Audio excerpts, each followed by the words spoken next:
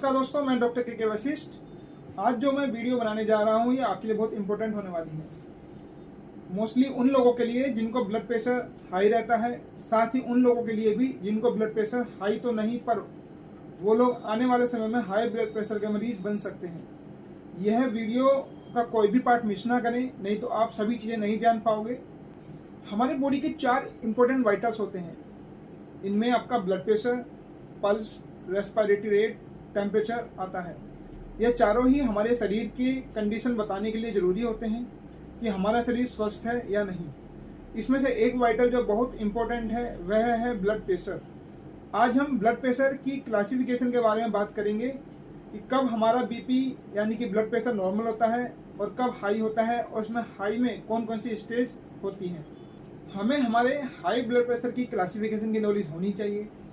अगर हमें हमारी नॉर्मल ब्लड प्रेशर कितना होता है, हाई कितना होता है और कितने हाई ब्लड प्रेशर जाने पर हमारी बॉडी को जो वाइटल्स ऑर्गन होते हैं उनको नुकसान पहुंच सकता है। अगर हमें यह ठीक से नहीं पता होगा तो हम अपने ब्लड प्रेशर को कंट्रोल नहीं कर पाएंगे या अपने ऊपर ध्यान नहीं देंगे। आइए शुरू करते हैं आज की वीडियो। सबसे पहले हम बात करते हैं नॉर्मल ब्लड प्रेशर की। नॉर्मल ब्लड प्रेशर में आपका जो सिस्टोलिक ब्लड प्रेशर होता है, जिसको हम ऊपर वाला ब्लड प्रेशर बोलते हैं, वो आपका 120 mmHg से कम होना चाहिए। और जो नीचे वाला ब्लड प्रेशर जिसको हम डायस्टोलिक ब्लड प्रेशर बोलते हैं, वो आपका 80 mmHg से कम होना चाहिए। तो ये आपका नॉर्मल ब्लड प्रेशर होता है। आइए हम बात करते हैं एलिवेटेड ब्लड प्रेशर की। एलिवेटेड ब्लड प्रेशर कहते हैं जब आपका सिस्टोलिक ब्लड प्रेशर 120 और 129 mmHg के बीच में रहने लगे, और जो डायस्टोलिक बीपी होता है वो आपका 80 mmHg से कम रहता है। अगर आपका ब्लड प्रेशर एलिवेटेड रहता है तो आपको मेडिकेशन की जरूरत तो नहीं होती, लेकिन आपको अपने लाइफ स्टाइल मॉडिफिकेशन को यानी कि लाइफ स्टाइल को बदलने की जरूरत होती है। जैसे कि आपको ज़्यादा नमक नहीं खाना, ज़्यादा ऑयली फूड, जंक फूड आपको नहीं खाने हैं। बाहर का खाना कम से कम आपको खाना है, क्योंकि बाहर के खाने में सॉल्ट ज़्यादा होता है और मैदे का भी ज़्यादा इस्तेमाल होता है, जो आपकी सेहत के लिए ठीक नहीं होता। और आपको डेली एक्सरसाइज करनी है, व्यायाम करना है। अरे बात करते हैं रोजाना आपको कितनी एक्सरसाइज करनी है, कितना टाइम आपको अपने व्यायाम के लिए देना चाहिए। रोजाना आपको कम से कम 30 मिनट एक्सरसाइज, या फिर अगर आप एक्सरसाइज नहीं कर सकते तो कम से कम ब्रिस्क वॉकिंग आप 30 मिनट कर सकते हैं। यानी आपको हफ्ते में कम से कम 150 मिनट 5 दिन एक्सरसाइज जरूर करनी है, जो आपकी सेहत के लिए जरूरी है। पानी अच्छे से पिएं ताकि आप हाइड्रेटेड रहें। यह कुछ लाइफ स्टाइल में बदलाव लाकर आप अपने ब्लड प्रेशर को नॉर्मल कर सकते हैं और अपने आप को हाइपरटेंशन होने से रोक सकते हैं। बात करते हैं हाइपरटेंशन स्टेज 1 की कि कब हम हाइपरटेंशन स्टेज 1 कहेंगे। जब हमारा सिस्टोलिक ब्लड प्रेशर 130 और 139 mmHg और डायस्टोलिक ब्लड प्रेशर 80 और 89 यानी कि 89 mmHg रहने लगता है, तो हम इसको हाइपरटेंशन स्टेज 1 कहते हैं। हाइपरटेंशन स्टेज 1 में आपको लाइफस्टाइल चेंजेस के साथ साथ मेडिकेशन की भी जरूरत पड़ सकती है।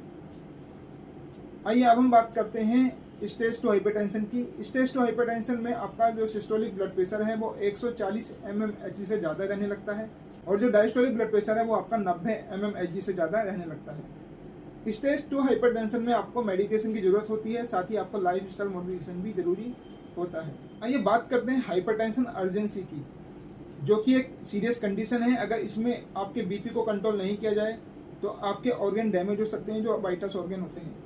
हाइपरटेंसिव अर्जेंसी कहते हैं जब आपका जो सिस्टोलिक ब्लड प्रेशर है आपका 140 mmHg से ज़्यादा हो, और जो डायस्टोलिक ब्लड प्रेशर है वो आपका 120 mmHg तक पहुंच जाए। इसे हम हाइपरटेंसिव अर्जेंसी कहते हैं, या upper level of stage 2 hypertension भी कह सकते हैं। हाइपरटेंसिव अर्जेंसी में आपको प्रोग्रेसिव एंड ऑर्गन कॉम्प्लिकेशन हो सकती हैं, साथ ही ऑप्टिक डिस्क एडिमा भी बन सकता है। ऑप्टिक डिस्क जिसको हम ऑप्टिक नर्व का हेड भी कहते हैं, यह एक राउंड सेक्शन होता है जो आंख के पीछे होता है। यहाँ पर ऑप्टिक नर्व रेटिना यानी कि जो आंख का पर्दा होता है से जुड़ती है। इस ऑप्टिक डिस्क में स्वेलिंग आ जाती है, जिसको हम ऑप्टिक डिस्क एडिमा कहते हैं। हाइपरटेंसिव अर्जेंसी में ब्लड प्रेशर को कंट्रोल करना बहुत जरूरी होता है, जिसमें एक से ज़्यादा आपको हाइपरटेंशन की मेडिकेशंस लेनी पड़ सकती है। आइए अब हम बात करते हैं हाइपरटेंसिव इमरजेंसी की। हाइपरटेंसिव इमरजेंसी कहते हैं जब आपका सिस्टोलिक ब्लड प्रेशर 180 mmHg से ज़्यादा हो जाए, और जो डायस्टोलिक ब्लड प्रेशर है वो आपका 120 mmHg से ज़्यादा हो जाता है। साथ ही आपको इसमें हेडेक हो सकता है, ब्लड विजन हो सकते हैं, फोकल न्यूरोलॉजिकल सिम्टम्स भी आ सकते हैं। फोकल न्यूरोलॉजिकल सिम्टम्स में आपका मूवमेंट में चेंजेस आ सकते हैं, पैरालिसिस आपको हो सकती है, आपको वीकनेस बन सकती है, मसल जो कंट्रोल है वो लॉस हो सकता है, मसल टोन आपकी इंक्रीज हो सकती है या फिर मसल टोन आपका लॉस हो सकता है। साथ ही आपको शरीर में कंपन जैसी परेशानियां हाइपरटेंसिव इमरजेंसी में बन सकती हैं। हाइपरटेंसिव इमरजेंसी में दो कंडीशन आपकी आती हैं, एक होती है एक्सीलरेटेड हाइपरटेंशन और दूसरा होता है मैलिग्नेंट हाइपरटेंशन। दोनों को कैसे जाने कि कब आपको एक्सीलरेटेड हाइपरटेंशन है और कब आपको मैलिग्नेंट हाइपरटेंशन है। मैलिग्नेंट हाइपरटेंशन जो होता है उसमें सभी साइन और सिम्टम्स पाए जाते हैं जो एक्सीलरेटेड हाइपरटेंशन में आपको देखने को मिलते हैं, लेकिन मैलिग्नेंट हाइपरटेंशन में साथ में पेपुलर एडिमा भी बन जाता है। पेपुलर एडिमा होता है ऑप्टिक नर्व की स्वेलिंग, यानी कि ऑप्टिक नर्व जो होती है आपका उस पर सूजन आ जाती है। पेपुलर एडिमा के बेसिस पर हम एक्सीलरेटेड हाइपरटेंशन और मैलिग्नेंट हाइपरटेंशन को जान सकते हैं कि कब आपको एक्सीलरेटेड हाइपरटेंशन हुआ है हाइपरटेंसिव इमरजेंसी में और कब आपको मैलिग्नेंट हाइपरटेंशन है जब आपको हाइपरटेंसिव इमरजेंसी होती है। हाइपरटेंसिव इमरजेंसी में क्या क्या कॉम्प्लिकेशन आपको हो सकती है, आइए बात करते हैं। हाइपरटेंसिव इमरजेंसी में आपको हाइपरटेंसिव एनकेफेलोपैथी हो सकती है, इंट्राक्रेनियल हेमरेज हो सकता है आपको, यानी कि दिमाग की नस आपकी फट सकती है, इसमें आपको ब्लीड हो सकता है। अनस्टेबल एंजाइना यानी कि चेस्ट में आपको पेन बना रह सकता है, आपको अटैक पड़ सकता है जिसको हम एक्यूट मायोकार्डियल इन्फार्क्शन कहते हैं। एक्यूट लेफ्ट वेंट्रिकुलर फेलियर यानी कि हार्ट का एक चैम्बर होता है लेफ्ट वेंट्रिकल, वो फेल कर सकता है। पल्मोनरी एडिमा आपको हो सकता है, डिसेक्टिंग एओर्टिक एन्यूरिज्म आपको बन सकता है, प्रोग्रेसिव रीनल फेलियर यानी कि किडनी फेलियर आपको बन सकता है। और अगर कोई प्रेग्नेंट फीमेल है उसको अगर हाइपरटेंसिव इमरजेंसी होती है तो उसमें एक्लेम्सिया की परेशानी या एक्लेम्सिया होने का रिस्क हो सकता है। हाइपरटेंसिव इमरजेंसी को इमीडिएट बीपी कम करना होता है, अगर उसको मैनेज ना करें तो हमें कॉम्प्लिकेशंस होने के रिस्क बढ़ते चले जाते हैं। हाइपरटेंसिव इमरजेंसी में जो ब्लड प्रेशर कम करना होता है वो कम से कम 20 से 25% एक घंटे के अंदर हम बीपी को कम करना जरूरी होता है कॉम्प्लिकेशंस को रोकने के लिए। आइए हम बात करते हैं आइसोलेटेड सिस्टोलिक हाइपरटेंशन की। आइसोलेटेड सिस्टोलिक हाइपरटेंशन कहते हैं जब आपका सिस्टोलिक ब्लड प्रेशर 140 mmHg से ज़्यादा रहने लगता है, लेकिन जो डायस्टोलिक ब्लड प्रेशर है वो 90 mmHg से कम रहता है। यह मोस्टली ओल्ड एज ग्रुप में ज़्यादा होता है और एज के साथ साथ इसके होने की पॉसिबिलिटी यानी कि आइसोलेटेड सिस्टोलिक हाइपरटेंशन के होने की पॉसिबिलिटी बढ़ती चली जाती है। आइसोलेटेड हाइपरटेंशन में भी आपको लाइफ स्टाइल मॉडिफिकेशन के साथ साथ मेडिकेशन की भी जरूरत होती है। आइए बात करते हैं रेजिस्टेंट हाइपरटेंशन। रेजिस्टेंट हाइपरटेंशन क्या होता है? जब आपका सिस्टोलिक ब्लड प्रेशर 130 mmHg से ज़्यादा रहे और डायस्टोलिक बीपी 80 mmHg से ज़्यादा रहे, ये तब की कंडीशन होती है जब आप कम से कम 3 हाइपरटेंशन मेडिकेशंस ले रहे हो, जिसमें से एक आपका डायरेटिक है लेकिन आपका फिर भी बीपी 130 mmHg से ज़्यादा सिस्टोलिक और डायस्टोलिक आपका 80 mmHg से ज़्यादा बना रहता है, तो इसको हम रेजिस्टेंट हाइपरटेंशन कहते हैं।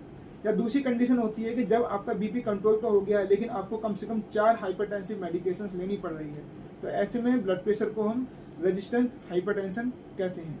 ये बात करते हैं क्या क्या कारण रेजिस्टेंट हाइपरटेंशन के हो सकते हैं।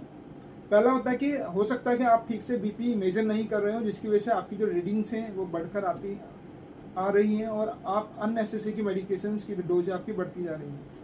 साथ ही दूसरा होता है कि आपको मेडिकेशन जो दी जा रही है वो रेजिमिन वो ठीक नहीं है, आपका एडिक्वेट नहीं है, आपके ब्लड प्रेशर को कंट्रोल नहीं कर पा रहा है, आप नॉन एड्रेंस हैं, कुछ ऐसी मेडिकेशंस आप ले रहे हैं जो आपके ब्लड प्रेशर को बढ़ा सकती हैं, या जो बीपी कफ होता है यानी कि ब्लड प्रेशर का कफ होता है उसका साइज आपके अनुसार ठीक नहीं है, तो ऐसी कंडीशन में आपका बीपी कंटिन्यूसली बढ़कर आता है जो आपका रेजिस्टेंट हाइपरटेंशन की कैटेगरी में, जिसकी वजह से आपका जो ब्लड प्रेशर है वो काउंट हो जाता है। तो ये था क्लासिफिकेशन के बारे में ब्लड प्रेशर की। ब्लड प्रेशर को कंट्रोल रखना बहुत ज़रूरी है। अगर आप ब्लड प्रेशर को कंट्रोल नहीं रखते हो तो आने वाले समय में आपको काफ़ी सारी कॉम्प्लिकेशन होने का रिस्क होता है, जैसे कि हार्ट रिलेटेड, ब्रेन से जुड़ी हुई और किडनी से जुड़ी हुई, और इसके अलावा और भी कॉम्प्लिकेशंस हैं जो आपके शरीर में हो सकती हैं। अपने ब्लड प्रेशर को कंट्रोल रखें, नियमित रूप से मेडिकेशंस लें और जो भी परहेज आपको बताया जाता है उसे बराबर फॉलो करें। अपने डॉक्टर की सलाह से ही चलें। आपकी लाइफ आपके परिवार के लिए बहुत ज़रूरी है, इसका ध्यान रखें और स्वस्थ रहें। धन्यवाद।